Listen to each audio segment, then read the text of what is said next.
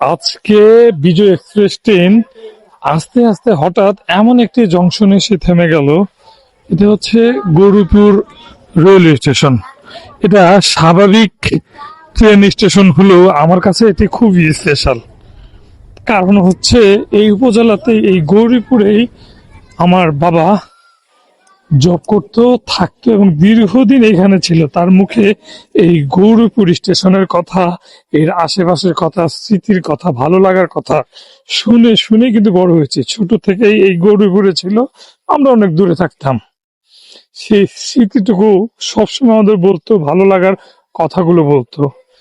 আজকে প্রায় কয়েক বছর থেকে আমার বাবা নেই। আর আমি কেন জানি এই আব্বুর কথাগুলো, স্মৃতির কথাগুলো চোখের সামনে আসলে কেন জানি ভালো লাগে। আজকে যদি আমার বাবা থাকতো, হয়তো বা কখনো আমি ফোন দিয়ে বলতে পারতাম, বাবা তোমার সেই পুরাতন জায়গায় আমি আসছি।